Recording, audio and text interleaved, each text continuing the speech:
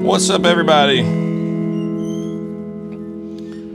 There's no empty chair. No empty chair. Look what's happening. Oh. Oh. It's a sad day. Okay, John Mayer. How is everyone? Who we got here? We got Surrender might have sent us our best topic for today. We're gonna get serious, so we're gonna get to it. We're gonna get to it. But I got it. Just don't let me forget, because what'll happen is it'll be 11:15, and I'll be like, oh yeah, Surrender sent me a great video. Another thing. Tom says Jonathan finally killed Sean. I would never kill Sean. What the hell? Baxter. Tom has gone off the deep end. Maybe we would kill Baxter. I mean, probably only on a good day. Only on a good day, yeah, and only in effigy. Yeah. Effigy of killing. Yes. I will say, Ned gave us probably one of our best comments yesterday on a video ever. What was it? He said... Hold on, before you say it, Kelly says pump up the volume. The volume? Not the volume, the volume. So never mind. I was just kidding. Go ahead. What did he say? John Paul, give us the volume. He said, I want to pull it up so I can quote it verbatim, because it was amazing. It was perfect. I was like, that is hilarious. All right. They should really add a search feature to this thing. Oh, where you can just find... They should. Why don't they do that? Luckily, Ned has a very iconic... You can see, you know it's him. Yep, there. Okay. He said, this is the perfect time to pull off an epic heist. Ooh. Casino's 11 style. Baxter is Clooney. Okay. Sean is Casey Affleck. He said, I'll be Brad Pitt. Fair. And Jonathan can be Bernie Mac. It's been a dream of mine. That's amazing.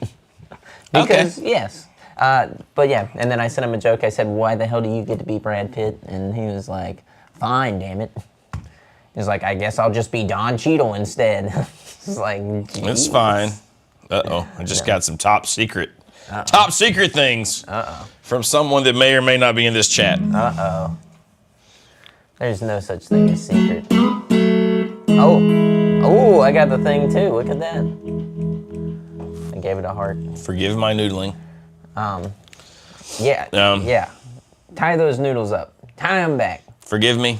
Okay. I just have to. Drilling out enclosures for some pedal. You're doing what? Builds. Just, You're drilling what? Just cranking this hog. I mean, drilling these enclosures. You're just drilling. What? Remember that was a thing? That was such a thing for like a minute. Cranking the hog? Moments in pop culture. I don't think it's gone away. I think JP still. Yeah, but it was just everywhere. People said that about everything. JP's a hog cranker from way back. I'm watching iCarly. Thanks, Ned. We're slacking. I'm watching iCarly. What does being a member get you? Not a damn thing. No, there's been member content going out. There is. We shot more member content yesterday, but I believe there's already. When's the last one that went out? Last week. So there's videos coming out every week. Some of them are Baxter ranting. 50 memberships, dude. Holy crap. That's got to be everybody in the chat. Holy crap. All right. Listen. This is a great time. Surrender heard this yesterday. This is a great time to say, membership-wise, we are revamping the members program. Okay? I'm not going to give away everything that we're doing right now. But what I will say is, moving forward, and for the last couple of weeks, JP and myself have been looking at this thing, trying to rework it, trying to figure out, okay, how do we add value? We looked at other people's membership programs, and most people just do like priority comments and stuff like that. We kind of felt like that wasn't it. Lame. Yeah, that's like not enough. So what we're going to try to do, and what we're holding ourselves to, is a weekly members-only live stream where it might be a little bit more...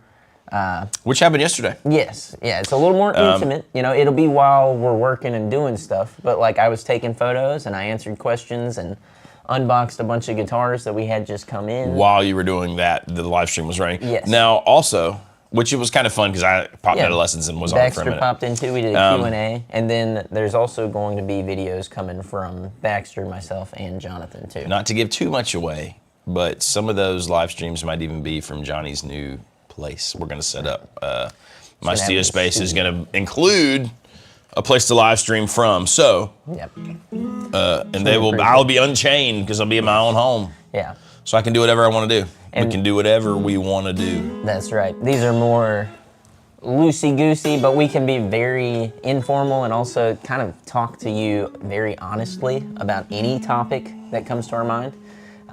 Which if you go back and watch the live stream from yesterday, which a lot of you should be members now because of the 50 memberships. Which means you can go back and watch it. I'm gonna assume that the memberships go to all of our subscribers at large. No, so there is a setting you have to turn on that you have to be able to receive. Oh, okay. So Ned, Mayor McCheese, any of you guys who didn't get one, turn on the setting. Go turn on the settings. JP, do you know what it's called? Let me verify it. JP's gonna do some research so you can get it because What's up, Todd? I do feel like you guys should be honorary members. That's what Bob is saying. You have to opt in to gift memberships. Okay, you gotta opt in. So, yes, I like and use the 10% off. There's also a 10% off coupon for memberships as well. Yeah. That's true. I think there's a tier for that. The tier system's going to change soon. We've already planned what we're going to do, but we want to be able to commit to what we're laying out so far. And once we get to our goalpost, then we're going to say, okay, here's the new tier system. So the mighty Woodrow. If you're into it, you can join at the lowest tier right now and just kind of check it all out. It's archived videos. It's a bunch of cool live performance videos that we're trying to get on there. Live streams and exclusive content where we're talking. And exclusive. With the tiers changing later on down the road, it's not going to be an astronomical jump. We're not going to be like, oh, and now it's $20. Now it's $300. Gotcha. No, it's going to be. Don't you love us? It's still going to be affordable, and like you're going to get access to us morning, noon, and night. It's going to be great. Why wouldn't you want to be with us morning, noon, and night? I don't know. I haven't gotten a gift sub anywhere in like 2 years. I think mine is broken. Yes, yeah. So there you go. You have to go to our channel, then go to the join button where it's put the 3 dots next to it and hit gift settings, allow gifts on. Allow gifts on. You need to go like to where you would sign up to be. Oh, there's a specific question for you guys right there. Austin Powell. Says, how long to order a Castadosa if purchased today in a custom color? I'm going to assume probably... I think we're at 12 months. No, I think we're 7, 8 months, 6 months. I would want to say probably 4 to 6. Okay. I need to check on that, but I'm pretty sure quick. It's pretty quick. Pretty quick. I don't think it is that far out. I can actually well, it's a little early. I know he's in California, so kids. I'll give him a call though, and if you're interested, shoot us an email. Yep. And I'll follow up on all that for you, and we'll get you in touch with Mr. Carlos Lopez, or at least be a liaison to get your bill done. So let us know. The mayor says he's not seeing what JP is talking about. We'll figure it out. Opt-in option usually pops up when people are gifted in the chat. It does pop up there, but if you... Larry McTerry noticed that one. Fettuccine Alraver says we said 6. Oh, go ahead. After you hit the join button, like when you're looking at all the membership tiers, near the X, there should be 3 dots. Okay. You got to hit the join button though, right? Yeah, you have to hit the join button. Okay. And then you'll hit join, and then there's 3 dots. Click on the 3 dots. See what you guys got. I might even do it myself here just to see. Let me know whenever it's enabled. I'll gift another 5 and see if we hit anyone. Yep. Gift membership setting. Tell us when give them like 4 or 5 minutes. Allow gift memberships. You could receive a 1-month membership to channels you interact with, including Casino Guitars. It's a little switch, boys. Ned says to turn off gift memberships, leave this video and go watch Trogly. Let's talk about this one for a second. This is Fettuccine Alraver says, y'all said 6-8 months for a no caster, and it's been a year. I wish that we had, you know. I'm gonna be honest with you. Oh, go ahead. Well, I was gonna say, this doesn't fall on us because we have guitars that show up in 2 months somehow. And then I had a guitar that took 3 fucking years, and it was the most, like, no offense to this guy, he knows it's no offense because we talked about it multiple times. 3 years, it was the most basic 1960s candy apple red Strat Like you could you do. just mean it should not have been It like should not a have thing been that 3 took. fucking years. So the custom shop. Yeah. Yeah. I don't know. It's like you don't. It's hard to Yeah. know. Like the 6 to 8 month thing is the average, right? Like it is the average right now. Yeah. But well, we can't really. Sometimes to our frustration, if you sense our frustration, it is with the custom shop occasionally. Yes. But it's like there's no rhyme or reason sometimes to why they do like things like that. You know what I mean? Yes, and don't get me wrong. Like it sucks to have to be in situations like this where it's like, we got egg on our face because we say these things. It's like, well, they fucking do it this way for however long, and then for whatever reason, the most random guitars are like, The ones that we think will be, wow, this will absolutely we're gonna be. take forever, and it's usually the people who are super pumped and they're like, yes, I want it, and the guys who are like, oh, it can. We show don't up care. It's whenever, 4 I don't months care." later, you know. The longer, the better. Right. And you're like, oh, great. The other frustration with the custom shop lately has been, and I feel like it has cost us some things. We'll say this on here. I don't know if I I'd say this. think we gotta let No. it rip, man. It's hate speech against the custom shop. It's just a little frustrating. It's a snag in the system right now because like I will send off somebody's specs, right? And this is normally before even any kind of deposit or anything. I'll send off some specs, and it's been taking, like my last one took 10 days to hear back. Yeah. From hey, can you send me a traveler and a quote for this, Yeah. right? And like that's a long time. What's kind of unfortunate, and like I said, this is not hate towards the custom shop at all. What is unfortunate is that is actually a shorter window than what we've seen on some of the other ones. It's like sometimes it's a month, and it's a little frustrating whenever we've got people who are very excited, understandably so, and we have everything that we need to do this thing. It's just the waiting. It's like, holy shit. So there you go. I think if I got a custom shop, I would want to find a used one. I'd be the idiot to wait a year and spend $10,000 and end up not liking the guitar in the end. I will say this, and I almost don't want to say it because I don't want to jinx it, but I really can't think of one scenario where we've spec'd one, even though I would be sort of personally afraid of this as well. Yep. Where they didn't love the guitar. I think even the ones that I sweated, like when the guitar came in and I thought, man, I'm not sure if this was the vision. Like I had one in particular that I really, because I just didn't think, we worked really hard on the coloring and I thought, man, I'm not sure this was the dude's vision, right? But like in the end, he made some calls and it turned out a certain way. And the guitar was cool, but so I wasn't worried that he wasn't gonna like it because it was a bad guitar. I was worried he wasn't gonna like it because it was not what I saw his vision as. Yes. Right? And so, but all you can do, man, is send some pictures. Yeah. And he was super excited, and then I sent the guitar, and I was like, I hope he loves this guitar. Yeah. Could not have been, like, wrote me this crazy letter about how much he loved it. So, Yeah. I don't know. I mean, but yeah, I worry about stuff like that all the time. I was going to say, too, though, what we're really good about, or try to be really good about, is whenever you have something like that you do have a vision of or something, we try and help guide you a bit from maybe going off the rails too much, As per what Ned said, like, we start the conversation not by asking, okay, your dream guitar, what would you have on it?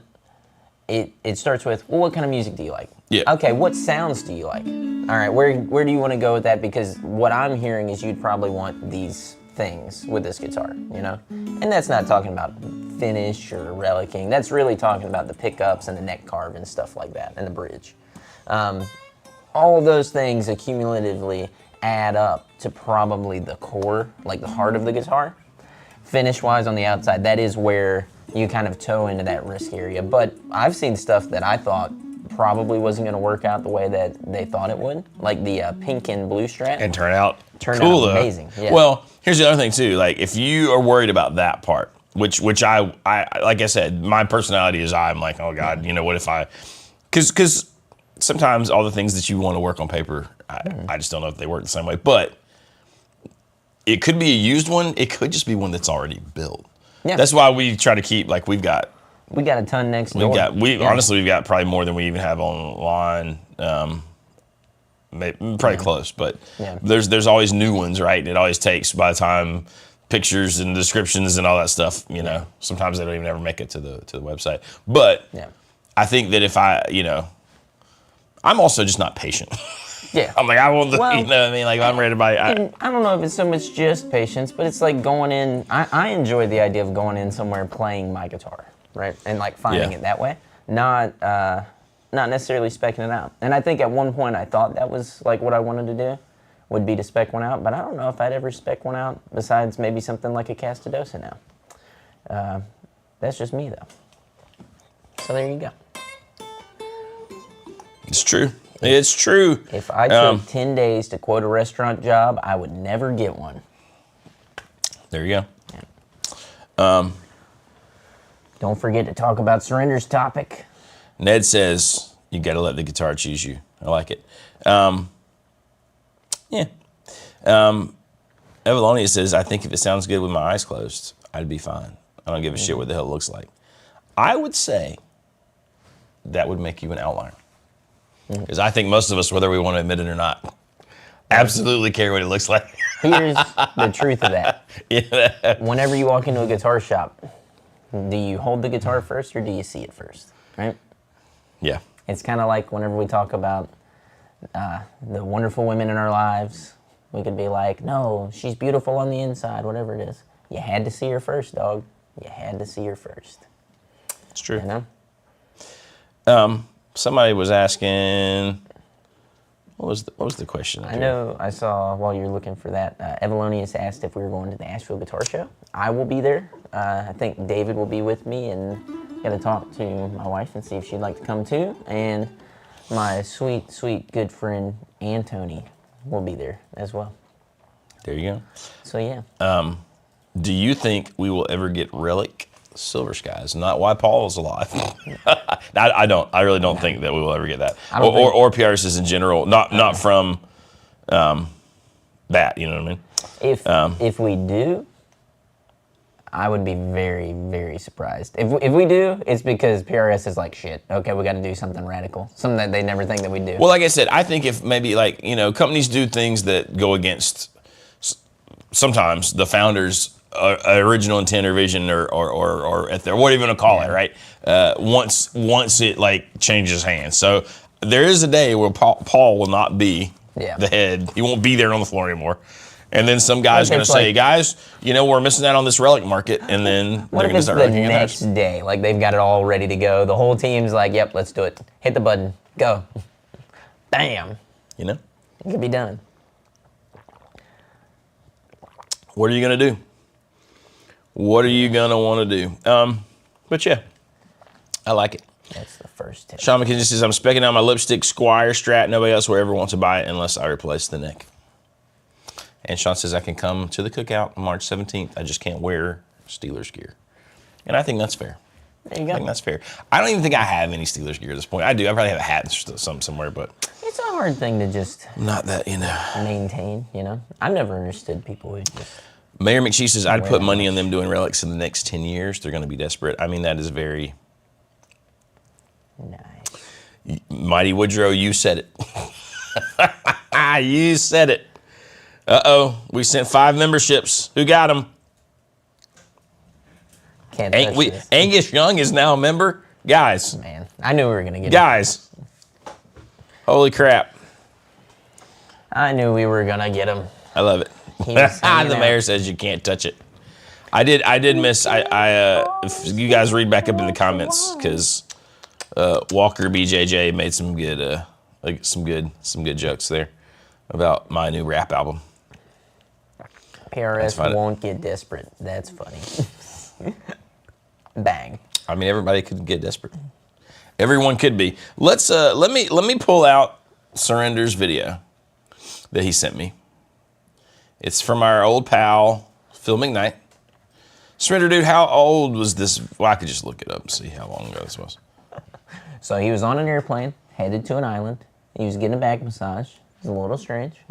Listen. And your Uncle Donnie was right next to him saying, I love this guy. Okay, one day ago.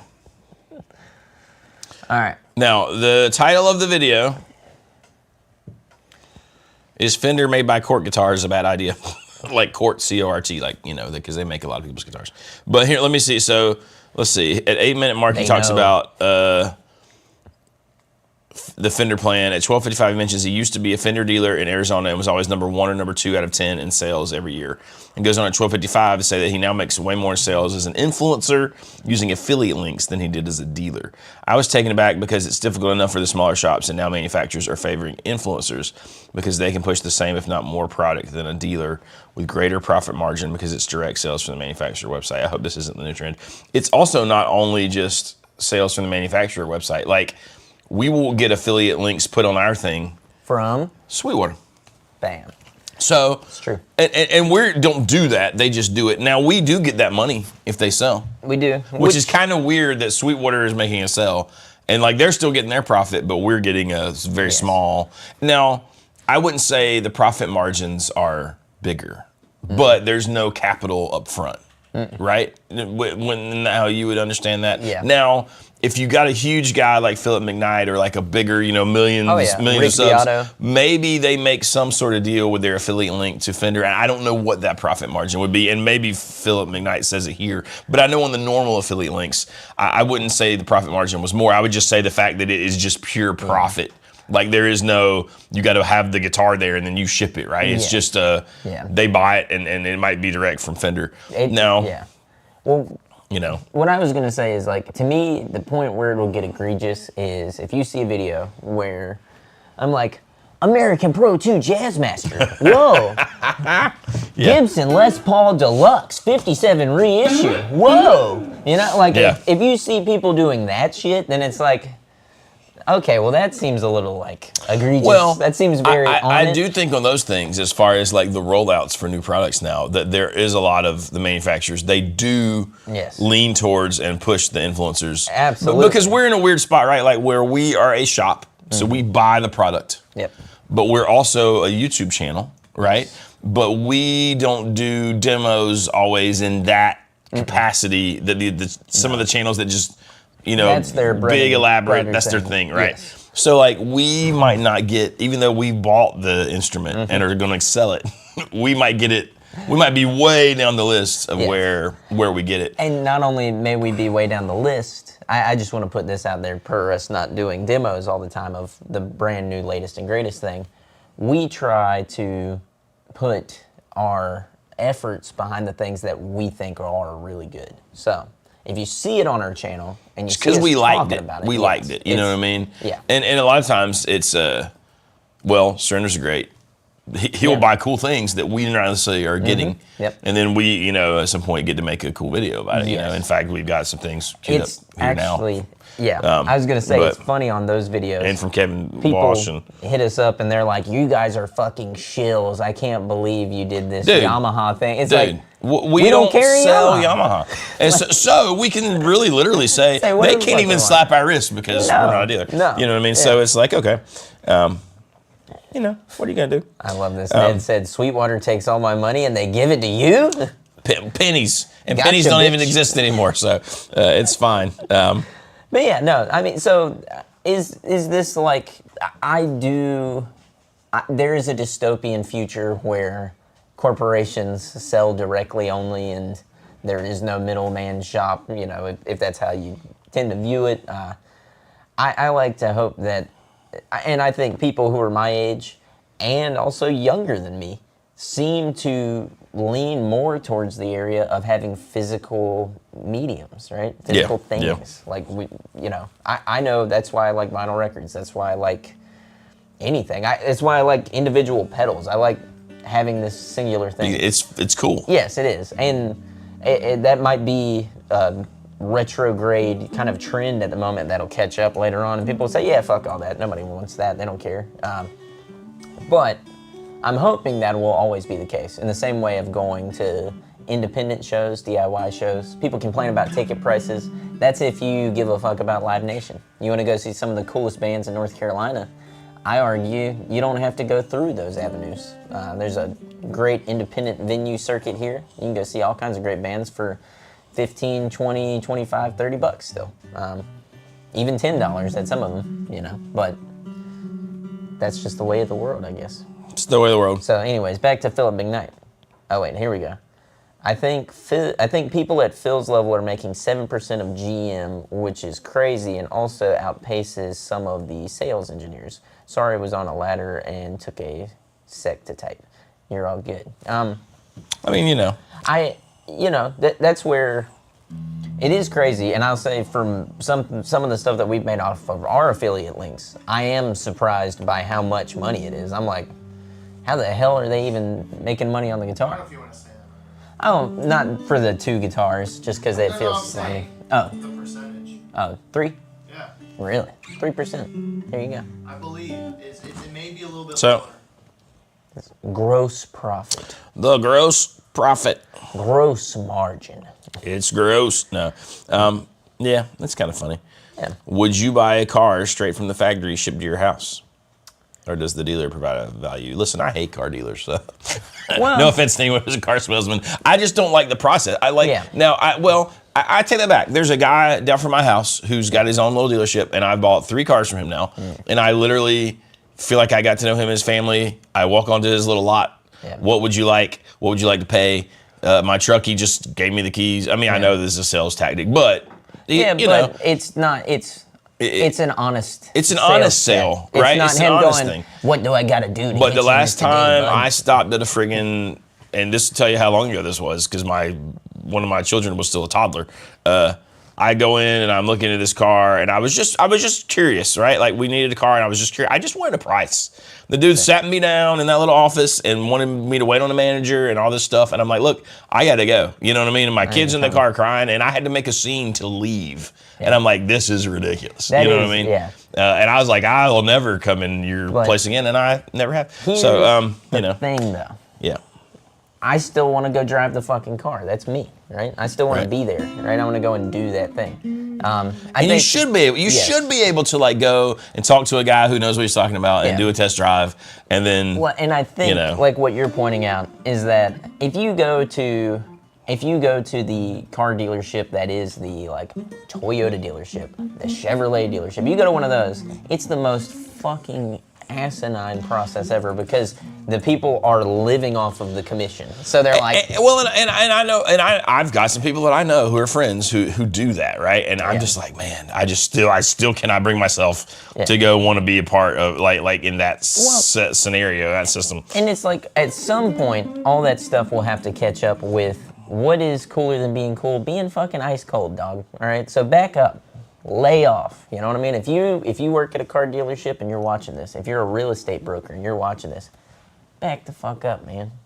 You know what makes somebody want to buy something? You being cool about it and knowing that they have to make up their mind. Not you forcing them into some weird fucking corner and being like, got him. I got him. Yeah. Psycho. Shit's crazy, man. Nobody wants to buy anything like that. It's true. Unless it's drugs, and they're like, it's like, okay, fine, but not everything I has to be a prefer drug. my drugs in a lower pressure situation, Damn right, dude. I mean, hell. Y'all like ever, the pharmacist. you don't remember peer pressure? Come on, man. Everybody's doing it. What are you gonna do? What are you gonna do? Ed says, how many years has your house and studio been your dream? That's a good question, Ed. Forever. I mean, I don't even know. I don't even think I had building a house was not even in my list of like things that were Possible. feasible. It just sort of happened. So it's kind of crazy that it has worked out that way. So I feel ridiculously blessed and fortunate in that scenario because sitting here with you guys, this is probably, Sean probably reverberates with this. I've made lots of life decisions that were not necessarily the have good savings and financial status. What are you talking about? What do you mean? For these dumb things that we all like and love and you know, music. So man, it's wild to be building, or to have built a house. What Like are it's you really talking crazy. about, Jonathan? And listen, I'll show you guys. I mean, my house is awesome. It's gonna be awesome, but it's not like a, you know. Yeah. Johnny didn't build a. What, the 3 stories in the wine cellar? What do you mean? You trying to say you're modest? A modest dwelling for my wonderful wife and sweet children. For any of you who are missing out on the joke here, Jonathan does not have a 3-story house with a wine cellar and a massive. My other house, my weekend house. That's right. This is his working home. It's where I summer. Nope. This is just the one. Just the one. Wouldn't you like to say that one day? We summer in the. Honestly, no. If I own 15 fucking houses, I'm never gonna go. This is where I. In Morocco, we go to Morocco. Where would you want to go? Deeper in the woods. If I'm being honest, if I could have. That's where Johnny's gone to. If I could be deeper in the woods and also in a city at the same time. That would be my ultimate. Well, I mean, obviously we're not in a city at all, but I feel like I kind of got the best of all. I feel like I'm enough in the woods. Yes. But I can get to the bustling metropolis of Hamlet in 5-10 minutes. I mean, really, there's a 7-Eleven down the road. It is what are like you gonna do? you want stuff to be able to do, but you also want to be able to go. I don't know. I love having shit to do. I love being able to disappear into nothingness and walk outside and go just start walking through the woods and know that, hey, there's enough room here. I can keep walking for a while and ain't nobody gonna fucking bother me. And if I bump into a neighbor, they know me well enough to know, like, oh no, that's old Sean. He'll be all right. Old Sean. He's been here forever. I can't talk about the underground bunker online, Adam. That ruins your underground bunker. Never talk about your underground bunker on wine Livestream. cellar. Hey. It's all about being near a Walmart. Let me tell you something. If I live near a Walmart, I'm gonna kill myself.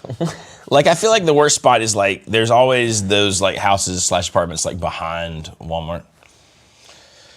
Listen, there's nothing wrong with that if that's where you are. But I feel like you should maybe, I can't stand a Walmart, dude. Walking into a Walmart, I don't know anybody who does anymore. I don't know anybody who likes Walmart. Todd Roy says proximity to a 7-Eleven is all that matters. This is a brand new one too. It just opened. My father has already told them they should shut the effing doors. There's already been one of those episodes. I was there for it. Luckily, I calmed everybody down because they didn't want to take his $100 bill. He was very irate. Listen, my grandpa's the same way. He walks in with cash somewhere. Why, was this America? We don't have cash anymore? Okay. Glad I woke up in the USSA. You're like, oh. Right, exactly. What does that have to do with your money? I was like, it's fine. It's fine. I got it. No worries. I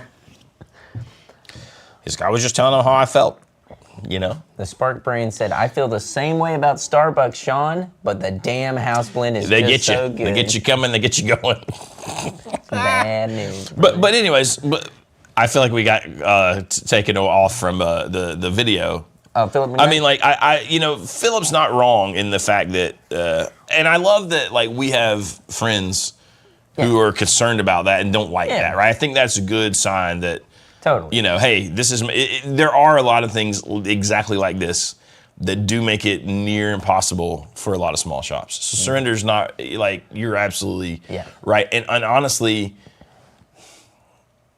and I'm not saying that we're all like, I mean, we're doing pretty good. Don't get me wrong. Yeah. But I feel like we're sort of set up. We got the YouTube channel. We found our little thing, our little niche. You know what I mean? If you haven't found that as a small shop, dude, stuff like this is like the death. Yes. Well, crushed. Let's say, I mean, there's a handful of things that go into this operation that at other places, I think there's people out there who assume, oh, I love what Casino Guitars is. I want to do that thing, right? Yeah. Baxter has a personality that a YouTube channel kind of makes sense to start growing it, You'd be surprised, and I'm not trying to say what we do here is hard, but what I am saying is that it's a particular skill that also goes with like showmanship, performance, stuff like that, right?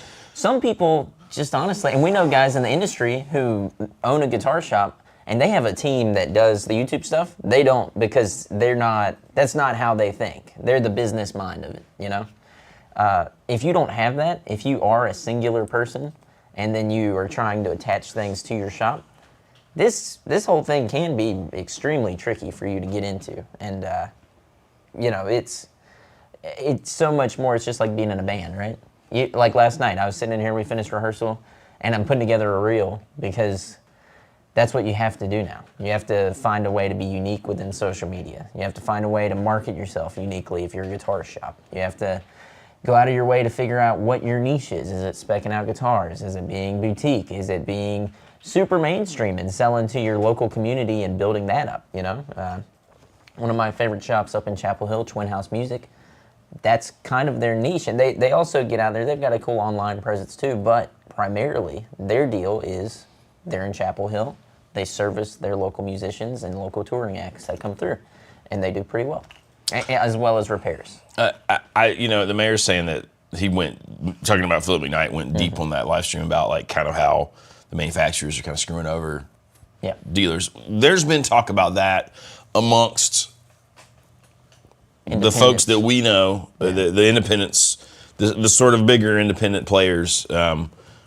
Most of the ones we mention on this channel when we're like, hey, go try the A, B, and C, and D out, forever, and how to sort of be a big enough of a block together that there is, a voice like a Sweetwater or a Guitar Center would have, right? So, you're not wrong at all. Yeah. Philip McKnight's not wrong at all. No. Sometimes it looks different than I think, and Philip McKnight sort of knows because he had a store.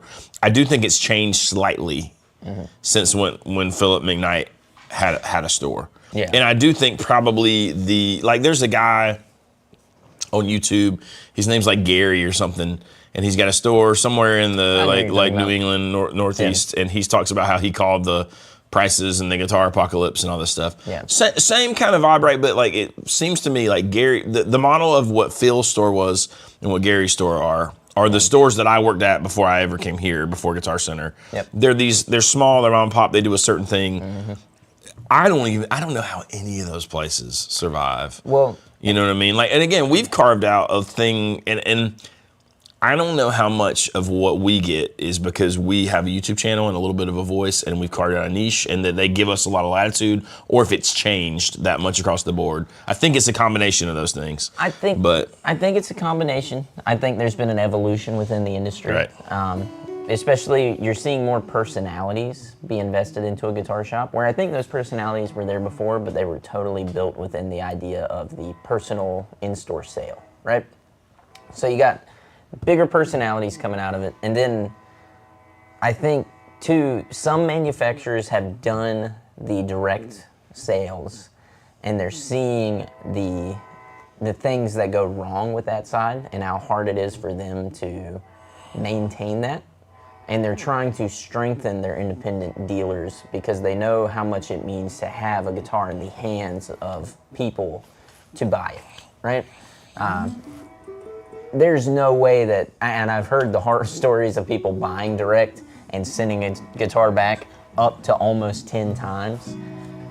For a manufacturer, whatever profit was on that guitar is gone, And they probably are still making some on it, but if you include the man hours of responding to this guy, the shipping, whatever issues were wrong with those guitars being addressed, it's ate up, To where if it came to a shop, either the shop can address those issues, fix the guitars, send them back one time and get a replacement that is fixed and have it right. I mean, it's also, if the guitar is really screwed up 10 times, there's all sorts of issues. You know what I mean?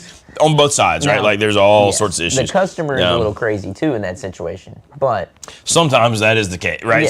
Because I think what happens sometimes in those situations is it makes you a little crazy. Because you get two in a row that are bad, and what happens? You get paranoid. And you start analyzing you're looking, any little thing that maybe could ever go wrong, you're like, oh my God. Because it's, and I'm not saying that's wrong. I'm saying that's that whole like lemon idea. Psychologically, you're like, oh no, And then I think you become harder and harder and harder to sort of please, right?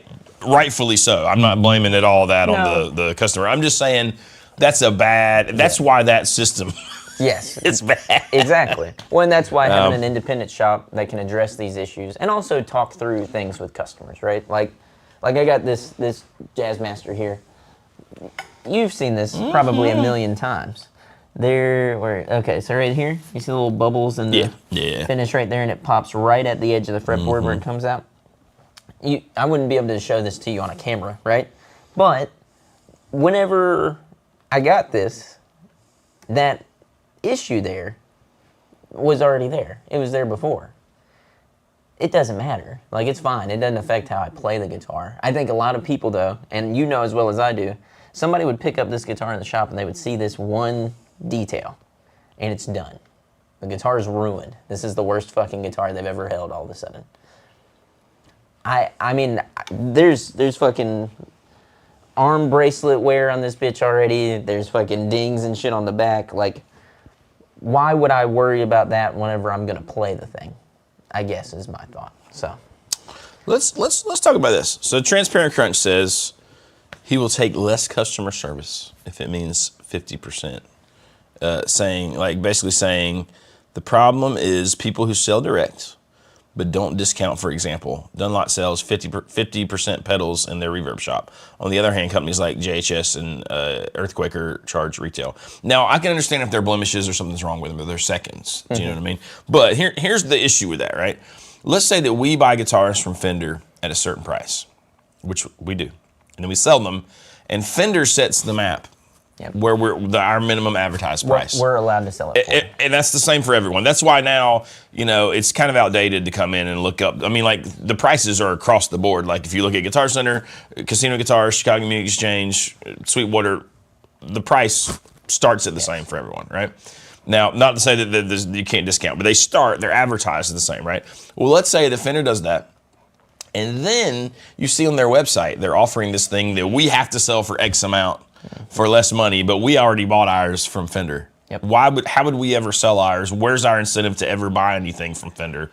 Or not just Fender, anyone at that point, right? Yeah. So that is a really weird, in fact, we had that same issue with and I won't say who, a local-ish builder to us who wanted to sell the things where he is, not very far from us, but also not put the stuff on our shop on consignment. He wanted us to buy it. And we're like, why would anyone ever come to us? They can go straight to you. But so like that's the thing, right? So like if Dunlop's doing that, why would I ever want Dunlop pedals in my shop? This is exactly what this is what decides for us, or at least we decide on if we're gonna carry a brand, right? Now, brands like Earthquaker, JHS, anybody who does sell direct on their website, the biggest way for us to kind of say no is for that person to not only be selling on their own, but also to be discounting heavily on their website and what they'll do. It makes it absolutely impossible for us to work with. And now some people like Fender, we have a really hard time competing with because obviously it's Fender, right? But they offer 10% off on everything on their website every time you click on the damn thing. So if we do the same, if we're dropping the map now, then whatever we're able to make gets so tight that we get to a point where it doesn't make any sense. Like we're not able to damn keep the lights on. We're not able to pay Johnny. We're not able to pay JP. We're not able to pay me. It's a fucked up conundrum, and I think manufacturers going direct and not playing by their own rules that they set is very shitty.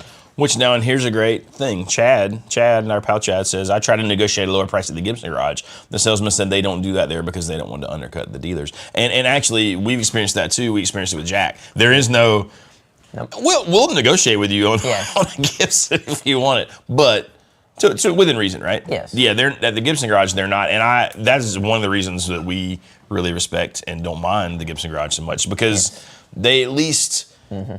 They present it and then hold to that as hey, this is like a showcase place, not necessarily a retail store first. Yeah, well, and it's nice because they're not totally just pimping out their fucking name, They're not whoring it out, and it's respectable. It's a nice thing to do overall. I respect that out of it, and it's one reason why we actually did go forward and carry Gibson and do all this stuff with them and work the deal and figure it out, because they seem to go about things like that in a little bit of a better way. I'll be honest with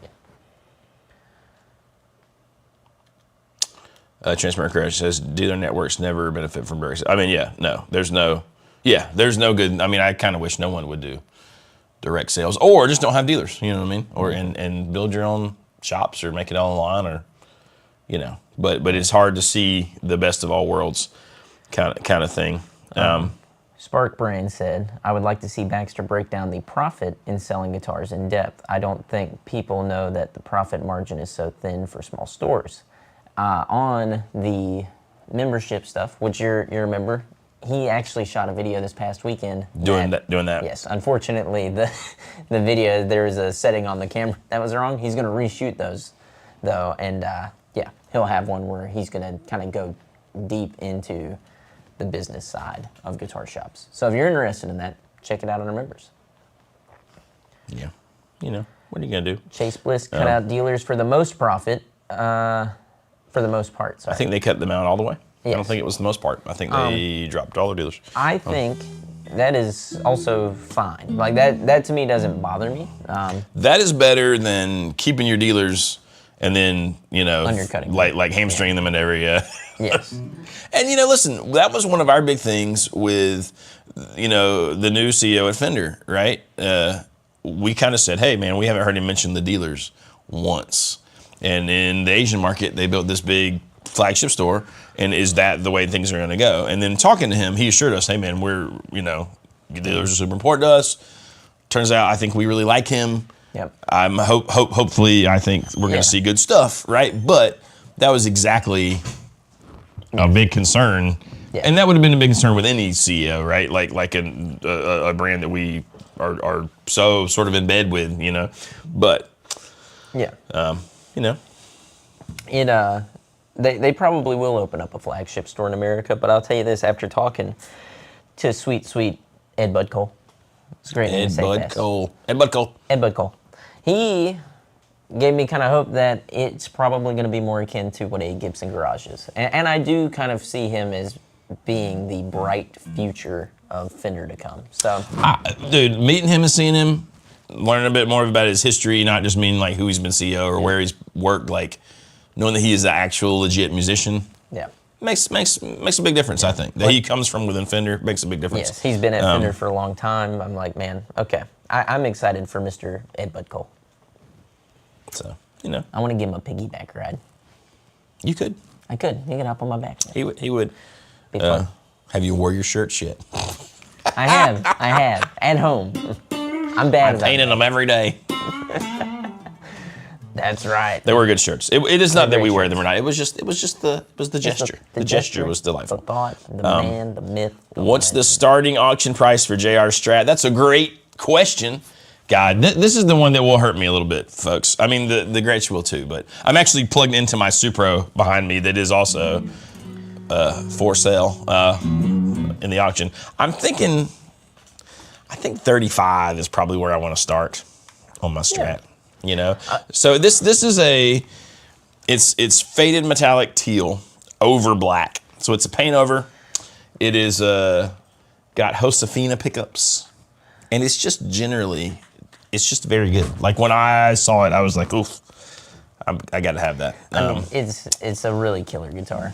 It does. I honestly, I hate to see you lose it because it's like the Strat for you. I thought about, could I do it just selling my Gretsch and selling the amp and selling a bunch of other random little things? I don't know. I might chicken out from this one, but I don't know. You'll have to find out at the auction on March 12th, 5 p.m. Eastern time. We're going to be going live with the Christie's auction, watching their breakdown, and on the in-between downtimes, or possibly after, depending on how quickly their auction goes, we will be having and hosting our very own Jonathan Robinson auction. Stranger says, is there any fret light left? I feel like the frets in this are pretty good. Yeah. You know what I mean? I don't think those are bad at all. I mean, there's definitely, wear, but I've had them, obviously they've been leveled and crowned and everything, so they're in pretty darn good shape. When you're pretty religious about every polishing string change, every other string change, you polish them, you're making sure they don't have the dings and But dents in them. I think you got meat enough to like have them leveled and crowned more, Yeah. But yeah, you know. There's some there. What are you using the funds for? Renovating the wine bucket? Renovating the wine. Well, the old government screwed me over. No, man, so I got to the end of my house. I've had a whole septic tank, like, journey. So you know, like when you do the build in your house, they estimate, like the house is a certain price, right? So obviously, like it's not like I went over budget and the things we did in the house. That's the same. But they do all these allowances for like grading the land and the septic and the sewer, all that crap, right? Well, so I went and then had to have, I couldn't use this septic tank that was there, so pull it up, do the new one. So I ran into a problem with that. Obviously, that cost money, so I will owe that, you know, at the end. And want to well, preface, go ahead. Johnny's putting everything that he's had into this house so far. So yeah, we're reaching the end of the road here with that. Well, I've reached the end of my little my reserves. There So you go. You know what I mean, though. Like it's yeah, dude. Well, I mean, yeah, no, you're buying a house yes. and like all the hoops they make you jump through. They make you jump through extra hoops. I feel like when you're a you know, shady self-employed musician for the most part, and they're like, I don't know, man, I don't know if we want to give you this money. Anyways, yes. so I had this, and then I ended up having to do a septic system because the county and their stupid inspectors made me get one with a pump because of the way they graded my land. So I had it approved for the normal one. It wasn't going to be that much. Had to do one with the pump, which the builder actually ate a little bit of that cost because that was sort of, they felt like it was their fault. So anyways, there's that. There was a difference in what was in escrow versus what my insurance for the year is going to be. And all that happened at the same time I realized I owed a decent bit of taxes, and apparently the guy doing my taxes made a mistake on my taxes last year. He listed my truck like as the standard deduction, and it should have been itemized because we've itemized it before. And then he was like, oh yeah, you owe like a couple grand from last year as well. So all at the same time, house owing that, not to mention just the random stuff I need to do when we move into the house, like, you know, a little shed. How? That's all, you know. So I was like, well, I could just go into debt or I could sell some things, start on a good foot. Yes. So there we go. Bastards. There we go. That's what my funds will be used for. But yeah. And you know, I will still say that the process was very smooth and good. Yeah. It was, you know, like we just used, like, we didn't use anything fancy. It was just good old red door homes, but they were kind of awesome. You need a shed. The shed is probably have to wait a while. That's where we eat sandwiches. Depends on how this auction goes. If I wait on the shed, because my garage will be my studio, so I won't have a place to put random things. So, but that's right. We'll see. I got to build the compound for my chickens. I got to do all kinds of things. Yes. All sorts of things, guys. Children in Africa don't have septic tanks. They don't. About first world problems. It's I mean, hey. The 420 Club. Unfortunately, here they make you have a septic tank. You got to have it. I could have just put a little outhouse, I guess. A bucket in there. Make Elijah go out there and dump it every night. Damn it. Hey, do it. Do it to it. Why not? Yeah. Magic. Buy you a 10K shed from Home Depot. It's the only way. See, my house, my little plan that I have, Looper. my house had a 2-car garage. I paid extra for it to be insulated, and that's going to be my studio. That's the studio. So the studio's there. Nature calls. Listen, I'll tell you guys some truth. My grandparents were hardcore farmers, and they didn't have indoor plumbing until I was about 16 years old. So, I mean, you can talk about nature calling, but as someone who's experienced those things. What else do you do, you know? What are you going to do? I knew a guy had an outhouse. It was all right. Greg said, I did the same thing last 2 years, converted the garage to a studio, had to build a workshop in the basement, and the shed out back for all, yeah, exactly. But the home studio is going to be awesome. Now, and I mean, I need a place for my desk, my amps, somewhere I can play, somewhere I can charge stuff and work. And I do some playing on folks' records and things like that. So, you know, not like a full studio or anything like that, which we have here. We can use, you know, for whatever we want. But the mayor absolutely knows a guy with a studio. That's right. They farmed hardcore stuff, Tom. Hardcore stuff. Hopefully we'll be headed up that way at some point. Don't do it. I show your love for that thing. That guitar wants to stay, I think. Yeah, I mean, you know. Yeah. Buy an old one-bedroom construction trailer. All these opinions start with this word, buy. Bye. Bye. And I appreciate your suggestions. Bye. But they all start with that same word. What are you going to do? What are you going to do? Finance. Just finance it. Oh, yeah. Dave Friedman is really good about keeping limited items truly limited. That is a funny thing, right? Like when something is supposed to be limited and then you find out. They made 5,000 of them. That's limited. Or they're like, we're bringing it back.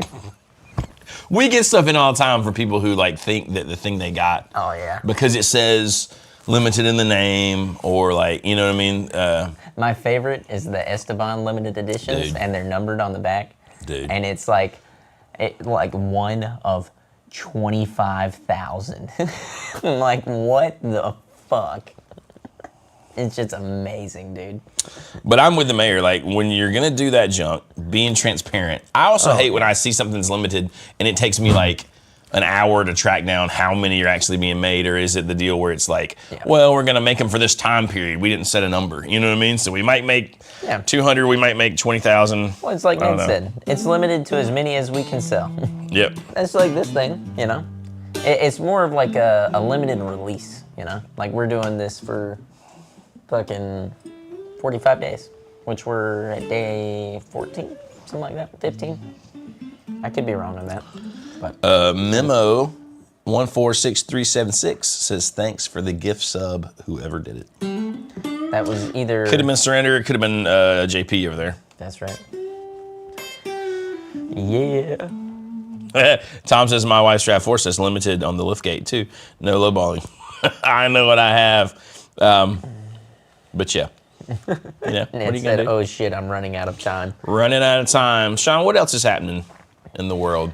I am excited about live streaming old Jim Irsay's auction. That's gonna be fun. I think that's going to be fun. That's next Thursday too, by the way. That's next Thursday, and that's when we'll do my auction in the midst of all that, and we're still nailing down exactly. Like there's a website called what's it called, JP? I'm on it right now. I've created you an auction. No. There, but He's on. I'm currently going through. Well, I'll have to talk to Baxter to see if we have a Stripe account because that's the only way To take the money. Probably don't. I don't even know what a Stripe account is. I saw that on there as well. Galabid is what it's called, Galabid. Right. But there might even be a way to place like silent bid auctions beforehand. Yes. I don't know exactly. JP will have to tell me exactly how we're doing it. There were options, so. Yeah. But there's going to be some, if you follow our Instagram, Johnny's Instagram and the casino Instagram, you will be able to see pre-release stuff on that, like you've done something for the Gretsch. You can do something on this and this amp over here. We got a couple of things I know that I'm throwing in, and I think Baxter will be throwing in, that are solely, they're just going to Jonathan. They're things that we've got that if you're interested in them, they'll be there too, just to kind of spice it up and have other much stuff. Appreciated. Signed photography, you know. Signed photography, feet pics. Let's see. Joshua says, are you allowed to come in and play the guitars you have in the store? Yeah, man. People come in all the time and play stuff. We try to make it where you can pretty much play anything. Yeah. Some of the crazy high-end stuff, we got the little, we've reverted just because of experiences we've had to please ask, but we don't ever say no. That just lets us kind of make sure. Yeah. If you don't see something, but you see it on the website, just ask us. Be like, hey man, I really want to play the Waylon Jennings. Anything. Or if something's in a case, like a glass case, and you want to play it, totally. Let us know. We'll do it. It's laid back. We're pretty chill but yeah, you can absolutely come play whatever you want to play. And people have been getting confused lately. We've switched to, like, our hours are Monday through Saturday, 11 to 5. And then we used to be open on Sunday, but now Sunday is just by appointment. Yeah. So people get confused on the door that it is by appointment. No, you can come in Monday through Saturday anytime you want when we're open. Sometimes when we're not, because we're here. But Sunday, if you were making a trip on Sunday, just call and let us know, or email us and let us know, and we can make an appointment. Yes, and you also just hit us up. Sorry, Sunday is seasonal. That's what I was going to say. Winter time, we're open on Sundays for like Christmas. Yeah, time frame. end of the year. Yeah, that's right. Will you guys eventually carry Collings guitars? I don't know. We're Collings fans. Possible. Baxter loves Collings. I don't know. Like we have limited space, right? So something has to make sense for us to carry it. I don't know that there's a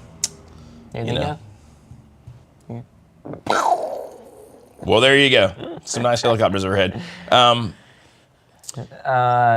Powers Electrics in the near future, maybe, just possibly. We might have played them. We might have talked to some people. We might have found them inspiring. We might have sat in a room with other people. Some of those other people might have been kind of annoying. Not talking about Andy Powers. Don't you talk about Andy. Not talking about sweet Aaron Dablow. Talking about no. Talking about just other people. Yeah. I was like, oh my right. God, that's like it's fucking obnoxious as hell. Wait until they find out you're using your house for business. I actually get a tax write-off because I use part of my house for business. So, I don't know. Yeah, the love-making business. That's right. Yeah. That is right. Let's see. How long has Magnetone been around? Magnetone, I believe, started in the 50s. Might have been before that. But I think it was the 30s, actually. Yeah, it might have been like 30. Well, I know the dude made it because he was trying to make a pedal steel amp for his, or a lap steel amp for his daughter. For his stupid kid. No, I'm kidding. I'm joking. 1930s. Yeah, so crazy early, but 1937. They went out of business when late 60s? Mid-70s. Mid-70s. So, and then they were resurrected by our pal Ted Kornblum. In the 2010s. In the 2010s. Sorry, in fact, I've got I remember, Wikipedia, so I'm not like a genius. I'm just... No. Bam. Wow, Jonathan, you can't remember all this? But, and Obed Khan is the guy who kind of redesigned a lot of the legacy stuff that's like the Twilighters and the panoramic stereos and that kind of stuff. They basically took those old schematics and just beefed them up a little bit. And they're pretty true to the originals, especially the pitch shift and vibrato is. But then the stuff like the M80s and the Baby M80s and Super 15, those are all more modern things. But yeah, that's the deal with Magnetone. But so they were been around for a long time. Is Magnetone like Super O, where an investor bought the rights to the brand name and had them ghost built? Not exactly, because Magnetone's not having them ghost built. Like there is Magnetone amps in St. Louis, and they build them all. And it's Ted Kornblum was the guy who bought the patents and the name, and got Obed Khan, who was already sort of legendary amp designer, builder, and they make them all by hand. Everything there in St. Louis. Sweet Granville Helm is the pitching man. Taking the helm. He is. Now Supro, interestingly enough, same kind of thing, but it was bought that way by Dave Kiltai, who's the guy who had Pigtronics, right? Yeah. And then that was his baby for the longest time. They were building in New York. Yeah. We love Dave, honestly. He's awesome. And he is awesome. We just saw him at NAMM. We got to talk to him for a bit. But then the parent company over D'Angelico actually owns, they bought that out. Dave is still owned. He's still in charge of like Pigtronics and that stuff, but they're under that umbrella. And so they're all built, with they're like in there with a slew of little brands.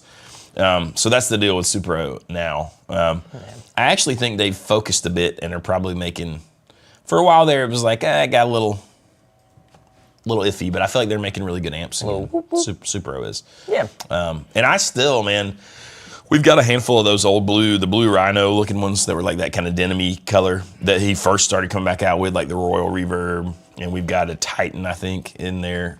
I still think those are awesome amps. They're dark, but if you like that. In the teaching studio, I teach through the little Royal Reverb every day that I teach. And I'm like, man, this is a very good amp. Supra. Very good amp. Do you know who designed the Magnetone guitars from 1955 to 1957? Mr. motherfucking Paul Bigsby. That bitch was just making guitars for everybody. Well, yeah, because that's the one that's interested in me is Bigsby designed. I think it's killer, dude. He never built them, but he designed them, which is kind of cool. because they wanted something awesome. Because they were really well done amps back then, so they were like, we want the best. Son of a bitch. Paul Bixby might have been the best. Yeah, I mean, he has to be, right? He might have been the best. He's right there. Sorry, I'm all caught up in this now. I'm like, damn it, Paul Bixby, you son of a bitch. A lot of, you know, that whole history. What is it called? The History of Loud. Yeah. You read that thing? Yeah, I've seen bits out of it. I need to just sit and read it. I need to get it and read it. Skimmed it. I also count Marla Amps as a namesake brand. That name means as much to his. Yeah, I mean that's actually pretty true. Pretty true. So Leo Fender was an investor. Weird way to look at it. When someone says these amplifiers are hand-wired, what other way is there to build an amplifier? Well, you can have what they call, I think they call it wave soldering, right? So basically you have this tray of solder that's all heated up, and it takes and washes over it, right? It's like whoosh, and then it goes in the channels and hits all the points. cools. And it's on a PCB board, and it's got all the components set into it by a machine or maybe a person, and it goes, solders it up, and then they just go, whoop, let it cool. Dude, are we talking about, I missed this in the comments, but are we talking about St. Louis Music Company? Never heard of her. Yeah, so when I worked at a guitar shop around Charleston, which was in Summerville, South Carolina, there was a place called Musicor right down the road. They were like a warehouse distributor for St. Louis Music, and you could get all the St. Louis Music brands. I don't know that, and you tell me if I'm wrong, I'm not sure that St. Louis Music makes Alvarez, or they were just the distributor for Alvarez. They might have made them, but anyways, that happens a lot of times. Things get lumped in there. They do. I think, you know, and I see a little conversation going on about hand-wired versus PCB versus turret board versus, you know, point-to-point, however you want to call it.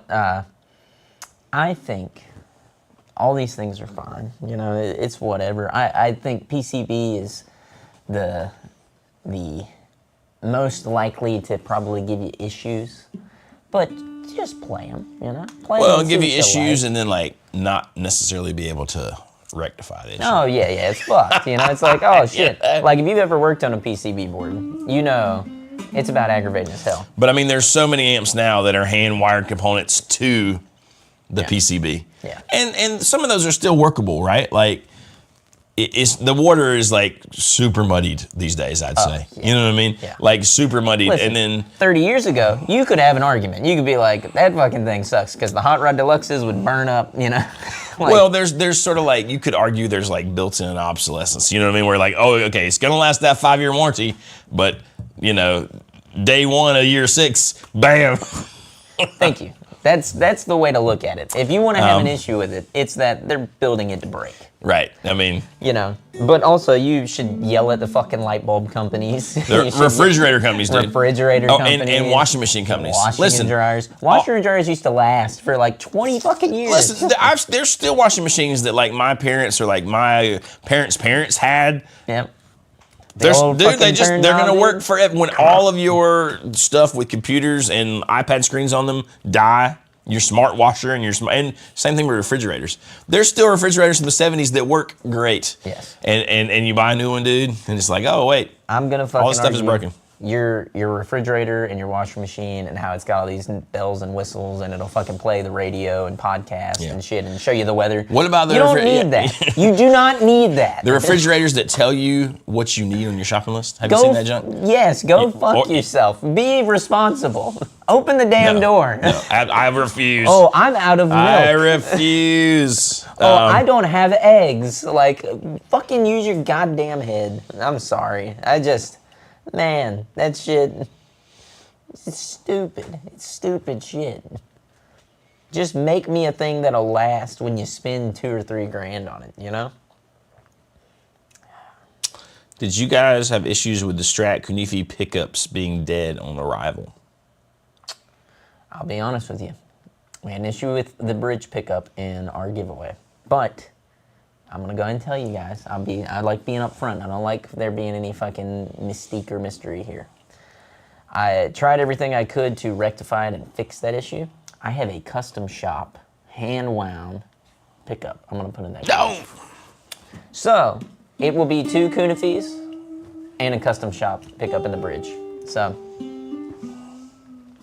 if you don't like that, then I guess, I mean, hell, that guitar just went up by $10,000.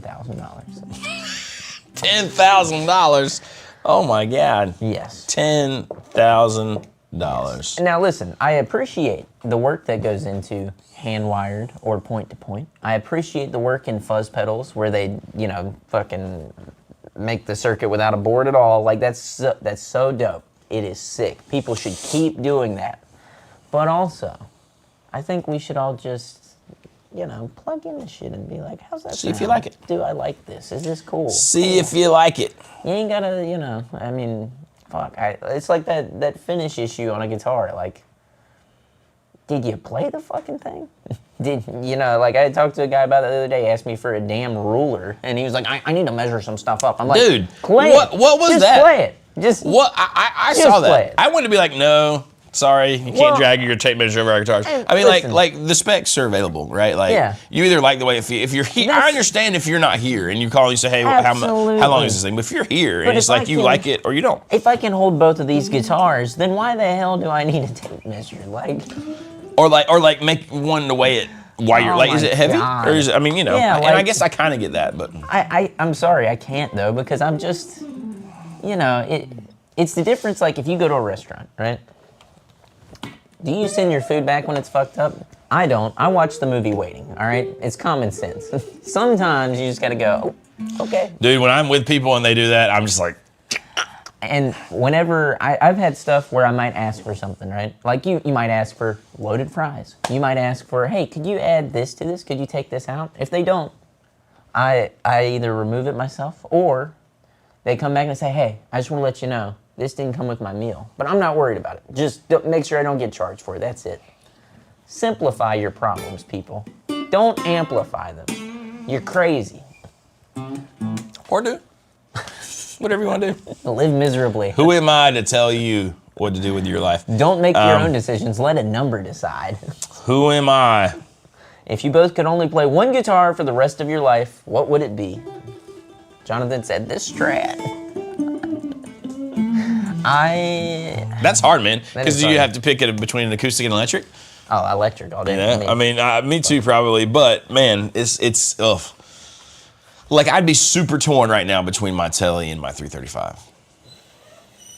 But I am enjoying holding this Strat. I mean, Some of that's just like, oh god. I'm in a place where Yeah. it'd be hard. Strat.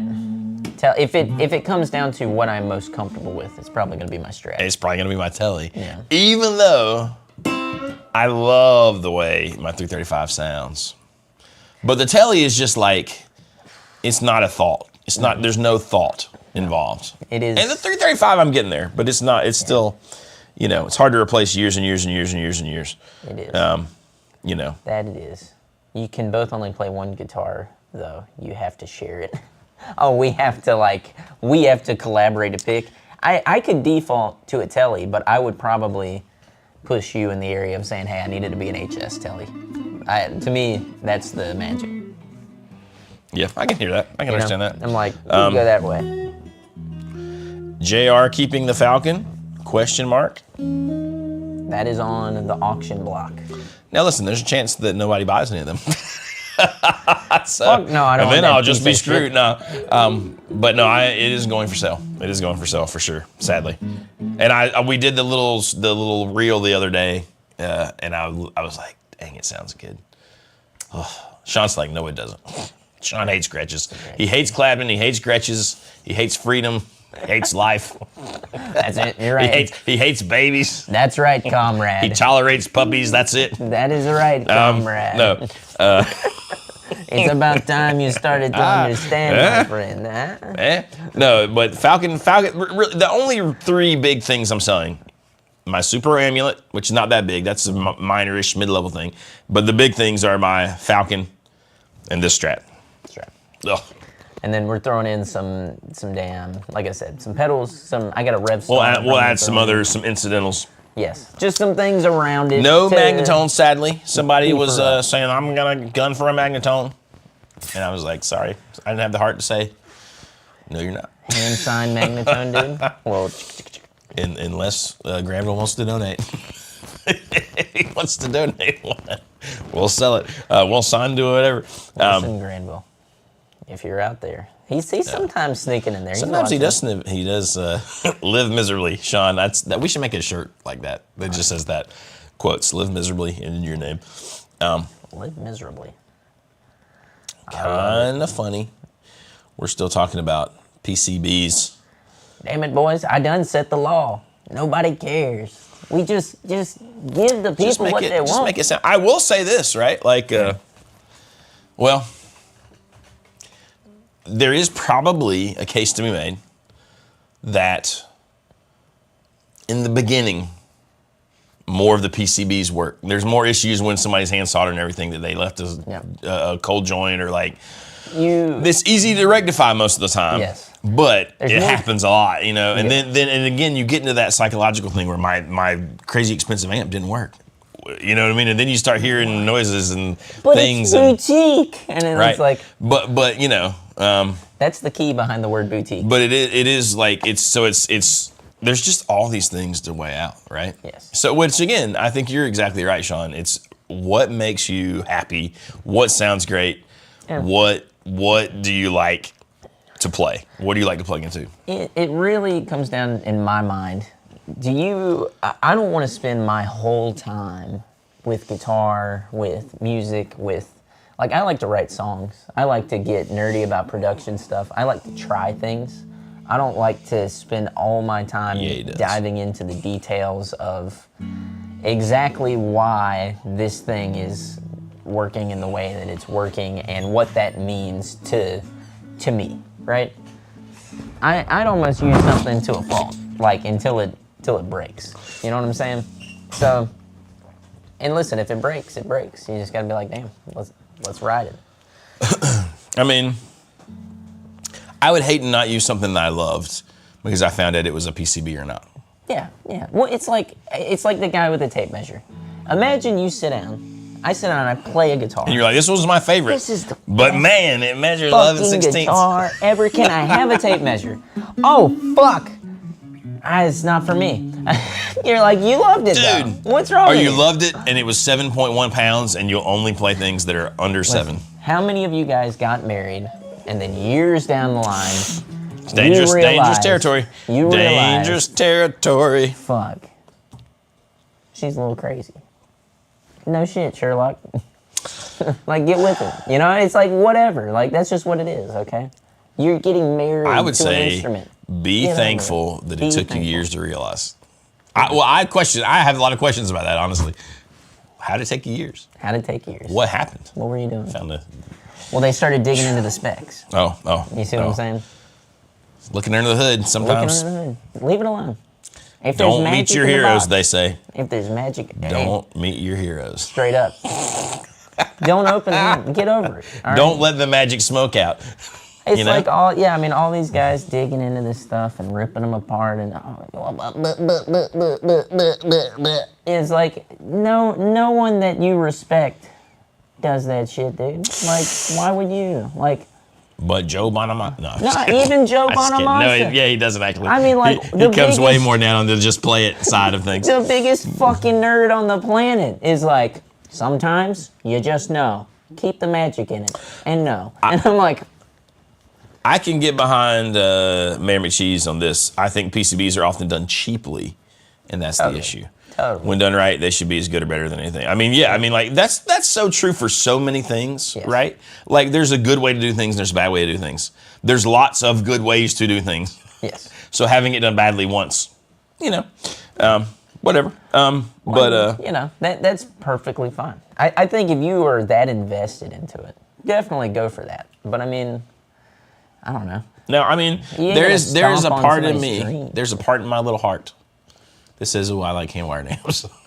Yeah. But now, am I disillusioned enough to be like, well, they're just totally superior in every single way? Nah, not really. No. Do you know what I mean? Like, but I don't know. It is, to me, I just think it's cool. Well, but and I feel like we're usually akin on most of these things. In my head, what I like is the thought that I'm paying for somebody's hard. Someone that sat and did it, right? Work. Yes, like they sat there and they did this thing. Now, and I mean, I think that might be true too for PCBs that are done the right way. You know what I mean? But it's kind of like having an old, like a 60s muscle car. You know what I mean? Is it perfect? No. Are newer and better engineered things available? Yes. But is that 67 Camaro badass? Yes, it is. And whenever you got to go out and work on it, don't you kind of feel like a badass once you get done fixing it up and you're like, damn, that's all I needed, dude. I just had to go through that carburetor one time.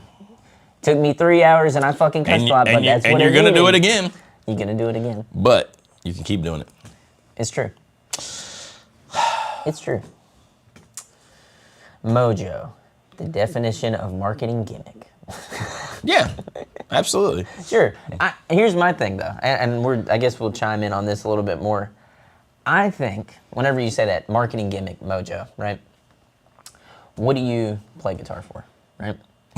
What do you, like... it's very pragmatic. I got to get from A to B. Give me one second. I'm going to grab my... Listen, I'll say this, dude. I'll say this. There are lots of guitars with Mojo that people say they have Mojo, and I pick them up and I'm like, eh. And they don't. Because here's the truth. The truth is, it's the magic to you, right? It's the Mojo to you. It's to you. It's got to be to you, yeah. That's it. I play this guitar, right? It's a Squire. It's a $450 fucking thing, right? So they're not marketing Mojo, right? But there's a story with the guitar. You know, this is a thing. The pickups have been swapped. Somebody drove across the country and brought it to me and said, I think you're supposed to have this. Hands it to me, right? That is what Mojo is. That same dude did the same thing to both of us, and it's oddly enough, both of us those are one of our most played guitars right now. Smitten with them, dude. You probably play that as much or more than anything. I absolutely am playing that guitar more than anything because I have so many. Cause you know what I mean? Like yes. And dude, it's kind of become my every single acoustic gig. It's just cool. That is Mojo, bro. Like that is you going into something and being like, damn dog, like this inspires me to write a song. This inspires me to start a band, you know? That's what the Mojo is. That acoustic for Johnny. It's the Mojo. It's the story behind it. So if the story for you is somebody sitting there huffing lead and going point to point with this wiring thing, that's it's got amazing. A unique smell. That's your story. Live it. I mean, the Spark Brain says when I say Mojo, I mean did I connect when I play? That I think that's the crutch of it. Yeah, oh yeah. Here, I think this is really funny. Transparent Crunch says, and I'm not even arguing. I just think it's funny. Everything is a marketing gimmick. This show is a marketing gimmick. Is it? Is it? All the world's a stage. Whoa. I mean, sort of. You could say that, but we also have fun. Like I honestly, I look forward to Wednesday mornings. Totally. There's many times where it's Monday or Tuesday. I'm like, damn. And then the end of Tuesday gets here. I'm like, oh, good. Tomorrow's the live stream. It's like because it's a fun way to start. It is the day, right? And it makes everything kind of fun. I'll put it to you this way: there's about 100 to 125 of you that tune into this thing every week, right? The marketing mojo, or whatever you're gonna call it, the gimmick that this is, right? I would do this gimmick if you deleted 75,000 subscribers and it was just you, 125 guys, and you guys never bought a single thing. Because it's like a club kind of, you know what I mean? It's just like a... This is something that... just sitting around shooting the enjoy, shit. You know? So I think... You know? Gimmicks aside, it is what you believe in. That's the main thing. Yeah, I mean, you know, Mojo is funny for everybody, right? Like it is finding the thing that makes you love that item. Yeah. And it's dumb what things have Mojo sometimes. And then what things, we talked about Collings earlier, dude. I've played a lot of Collings electrics that I didn't think had the Mojo. And what I mean by that is when I play them, I'm like, well, this is clearly a nice guitar. Yeah. But it doesn't do much for me, right? I've played some Novos like that, where I'm like, it's not doing anything for me. Yeah. And then somebody will pick that thing up and be like, man, this is the greatest thing that I have ever. That's why the Mojo thing is so subjective, right? Like, you know. And that's where it's hard to call it. I think it's hard to call that a gimmick whenever that is the case, right? Because if it was a gimmick, then it wouldn't work on anybody, I don't think, you know, or at least it would have to have worked on everyone. But the truth is that it works on you when it works on you, you know? That might be a PRS has your mojo if you're a dentist. When I saw this Strat, I was smitten. Yeah. I was like, oh, I get it. And then kept thinking about it. I finally bought it, right? Not everybody is gonna see it and feel the same way. When I saw my Telly, which is my favorite, really probably guitar, arguably right now, I was not. I was like, red sparkle. I don't know, man, if that's me. Yeah. And then I was like, wow, I played it and played it and played it. I was like, wow, this is actually kind of. And then not only that, I got a great deal on it. Yeah. But it could have been that I got the great deal, and then later I was like, it's not the thing, and I just made a little bit of money on it, right? So, but it turned out to be my longest ever sort of guitar relationship. It becomes you. It becomes me. Now I'm just a red sparkled fool. I love it. What are you gonna do? Mojo is a funny thing, though. It is a funny thing. That's right. There's a reason we don't hand wire cars today. You want a hand wired navigation and lane sensor system. I also don't want the lane system because I hate them. I don't want that either. I hate them. I do like I am beholden to the navigation system, sadly. But I hate you want the a lane system. hand-wired computer. Yeah. Can you imagine Check out this gaming computer when you're like, all the, that'd be amazing. The guy sweated, chugging fucking coffee, trying to fucking. And you get your like crazy expensive like gaming computer or something. You're like, this one must have been made on Friday afternoon. Damn it, you know what I mean? The world was a better place. One of them Friday afternoon computers. Sean McKenzie says he still has an Atlas. Atlases are good. Yeah, there you go. There you go. You're gonna want to fly on a plane that's hand wired. Whew. I want one of them tube planes from World War II with the tubes in it. We're shelving Spicy Sean for the week, Tom says. We never shelve Spicy Sean. That's right, dude. We just let him rock. Well, I wonder, is he talking about me or is he talking about Sean Brooks? I'm not sure. Sean said, or Todd Roy said, yeah, as much as will your Strat or the red Telly would hurt more. Glad you're not. Yeah, no, dude, I couldn't sell my red Telly. No. That'd be like, one of my children. Although the Strat is close, I'm not gonna lie to you, but it's not. And I've only had the Strat. I haven't had nearly the experiences and memories with the Strat that I have with the Telly. Well, and I think that's like, I think we all make our beds with what guitar is like our guitars. Like your 335, I think, is far closer to the Telly than this is. I couldn't sell that either. There's just something about a Strat. I'm just not I love this Strat. I'm not like a Strat. Yeah. Guy, you know what I mean? Well, even whenever you play it, I feel like you. Obviously you play it. You're a player. Whenever you play something, it sounds like you, right? No matter the guitar. But whenever you play this, in my head, you could be playing your Telecaster. It's not like, oh, you have to play that. I'm like, no. So, you want a human to check? Okay, never mind. Larry McTerry, rent is too dang high. You got that shit right, dog. Rent is too dang high. That's why I play a Marla Roby. Surrender asked how many we're up to. We are up to about 5 right now. So 6 if you count one that I'm sending to somebody out in California. But they are really good, and I think it will be pretty limited. But I'm excited. It's fun. There's a really cool bundle thing that you're going to get with everything. So we're going to showcase that here this week. Me and Skylar worked on a lot of cool package things. You get way more than other stuff. It's nothing. We got a message from the boss man. Ooh. You guys wrap that shit up. No, he said the live stream looks good, and he's grabbing us food. Because he's pretty good sometimes. He is. He's going to do Best electric guitar and pickups for slide. Thorogood's tone hooked me. P90s with a copper slide. Wow. Well, the tone of George Thorogood is good. But that's it. No, I'm just kidding. One of my greatest friends in Nashville loved friggin' George Thorogood, and we would argue about it. But fuck them. I just am like, I don't know. We're gonna do it. But man, it just depends on the slide tone you want, right? Like if you want that thing, then yeah, you can't go wrong with P90s. But if you want it to sing, you got to have some PAFs. But if you want it to be like Lil Georgie. If you're listening to George Thorogood and you're not listening to Muddy Waters and the rest of the boys, you ought to be beat with a damn wire hanger, dude. Like, fuck George Thorogood. You know what I'm saying? Fuck. I do feel like damn George Thorogood lame ass. Why Sean talks junk. Motherfucker.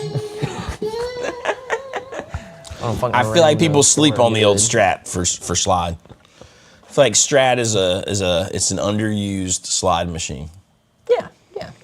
I like playing slide on my Strat more than I do this telly.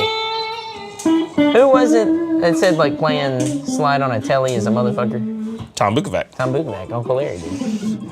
It's true.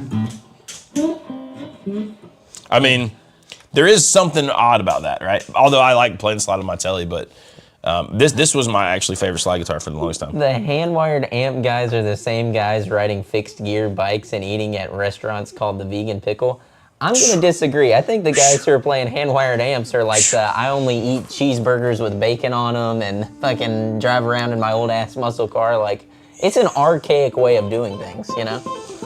But I also argue if you're for the PCB that hard, if you down that hard, baby, you have to be going quad cortex, right? You have to be like, well, it's all in the box anyways. Well, I don't know. Right? It's so funny. Am I crazy? That's legit, right? Quad cortex, Kemper shit.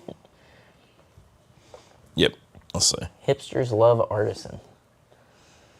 I don't know. I think this is where hipster and like old school shit interact. Because most of the guys I know who play those big old amps, they're like the blue collar dudes, you know? I think that is true. We might have a visitor today, Sean. Oh, the little hoss himself. Elijah Robinson might be coming to stay with us. you talking about the little hoss, man? Talking about Wild Bill?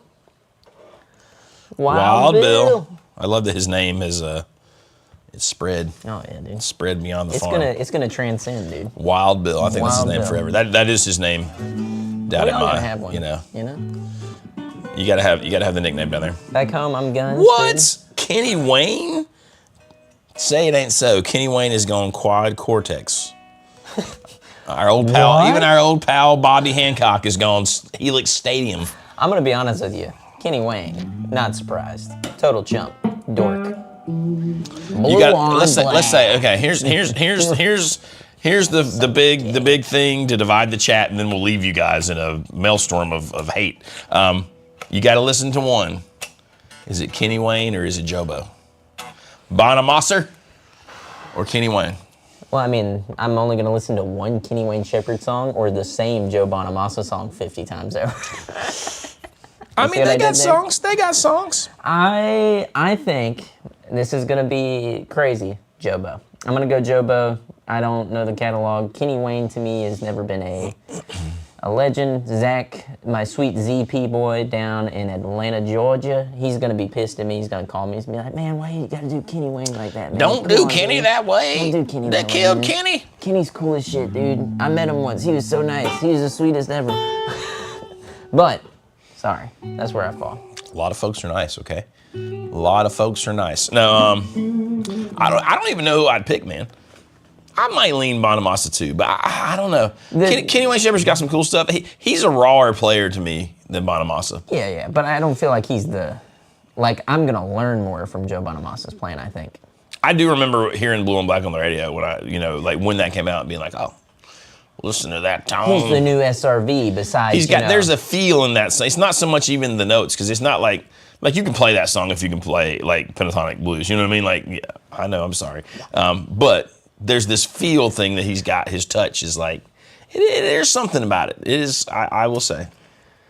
You know what's sad is the chances of us meeting Kenny Wayne are probably pretty high, and I hope that he never catches Wait a wind minute. of Wait a minute. Uh-oh. The Mighty Woodrow says Kenny Wayne Shepherd's father-in-law is Mel Gibson. Are you kidding me? Really? No. Really? I don't feel like the Mighty Woodrow would lead us wrong. Let me ask you, was he there when the phone call happened? Was he around? I want to know. Because that'd be cool. Like, well, could you imagine Kenny Wayne Shepherd having to talk to his like, be like, listen, what are we going to do? My career can't take this. Blue on black. Blue on black. Now listen, William De Silva says, Philip Sayce over both. Yeah, probably. Having seen Philip Sayce play live, I'm like, that's some energy, baby. I want to have a cutting heads with the three of them on stage at once. Philip Sayce is going to turn that guitar into a weapon. He basically does, dude. That guy, beat the hell out of somebody. he just, there's this energy when he plays, and you're just like, holy shit. And I mean, you see that dude? His right hand is beating the shit it's out like of a piston, dude. Bam, I'll bam, tell you bam. this. I think Kenny Wayne Shepherd's getting his ass tore up on that stage, dude. And then Joe Bo's going to be over there. Now, here's where Joe Bo loses. Those glasses, the slick back hair, the face. You know, we've all seen the face. You know? I mean, Kenny Wayne's now has got the hat. He does the big hat. He's got the little cross thing on his guitar. So does Gary Clark Jr., you know? I mean, come on. Hey. You know what I'm saying? We all have a nice hat. Exactly. I'm like, you got to have a nice hat somewhere. More than that. Philip Sayce shows up, and you don't know if he's going to have the wild hair. It doesn't matter, though. He's going to be all over. It doesn't. That's the thing about Philip Sayce. It doesn't matter, right? And that a guy who I feel like lives in that same world is that Davey Knowles guy. Dude, Davey Knowles. Woo! You want to talk about a bad man. That man straps on a Telecaster, you're like, holy shit. Damn, dude. I've been seeing his clips pop up more and more, and I'm like... It's pretty good, man. He's no Sean Diesfeld. Yeah, that's what they're all thinking. God, if I could only play like that. Hey, gotta have a thing, man. Gotta have a thing. That's all. Well, I guess we gotta bounce and eat some lunch while these guys let it rip about turret boards and things of that nature. Let it be, let it be. Let it be, let it be. Why not? Let it be.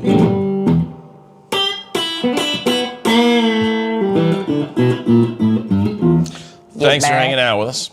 We appreciate it. Don't forget 2 live streams. Not even counting the members only next week. That's right. But so really 3, but a secret one. So 2 actual live streams, our normal Wednesday one, and then we're starting at 5 on the dot. Is that the plan? I think so. Probably a little bit before 5 even. Me and JP might be pre-streaming. I wonder if I'm supposed to teach till 6. I wonder what time's the actual auction start. I think it starts, well, so assuming opens at 5, it'll probably start around 5:30. You'll have plenty of time. We'll be over here kicking around. You know what I might do? I know that one of them's Johnny Wolf's not coming. Yeah. So, because he wants to come this week instead. I'll figure it out. It'll be fine. Yeah. No worries. We'll sort it out. I'll be here. All right. We love you all. Thanks. Thanks for coming in to argue in our comment section. We'll see you next time. That's right. Shut it down. Uh-oh. Somebody threw out the word straw man. Shut Time it to go. down, JP. It's time to go. Down.